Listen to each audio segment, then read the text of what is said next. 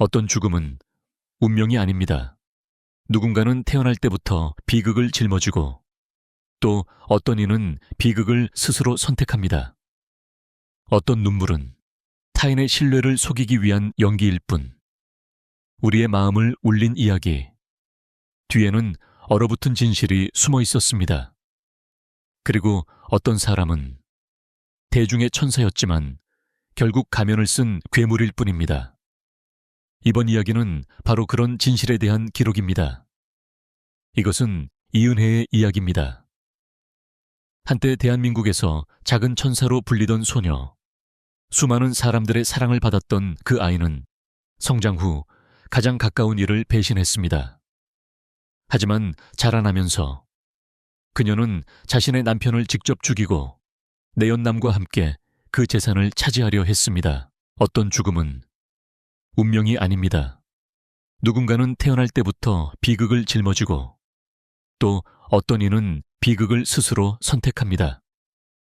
어떤 눈물은 타인의 신뢰를 속이기 위한 연기일 뿐, 우리의 마음을 울린 이야기 뒤에는 얼어붙은 진실이 숨어 있었습니다. 그리고 어떤 사람은 대중의 천사였지만 결국 가면을 쓴 괴물일 뿐입니다.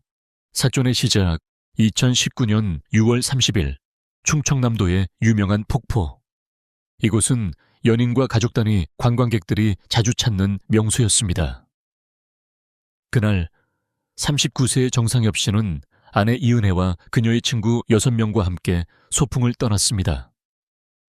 그는 그 누구보다 조용하고 성실한 사람이었습니다.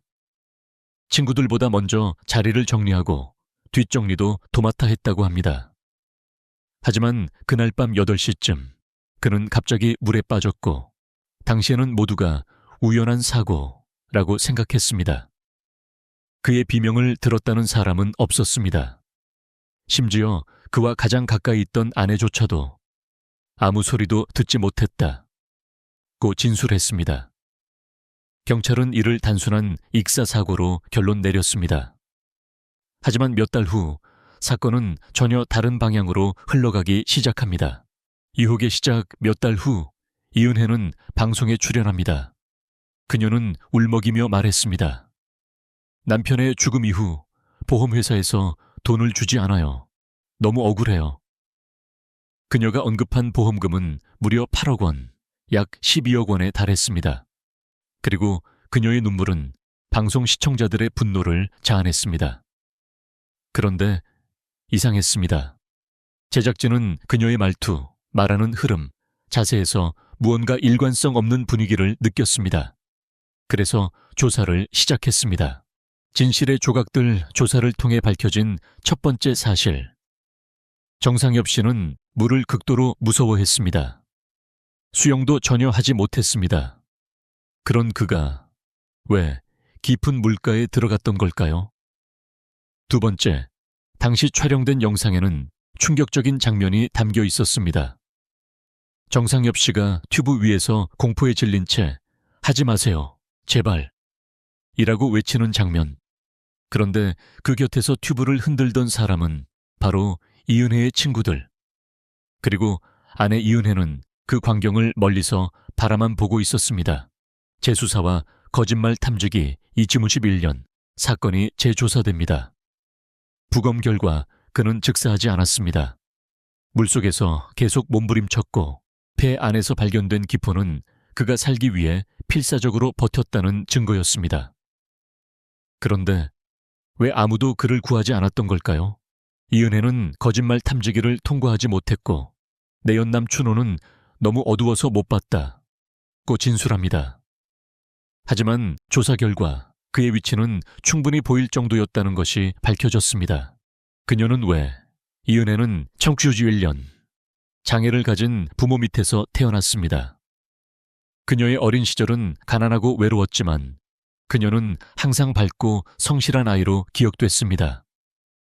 2002년 한 자선방송 프로그램에서 작은 천사라는 별명을 얻으며 유명해졌고 그녀는 이렇게 말했습니다.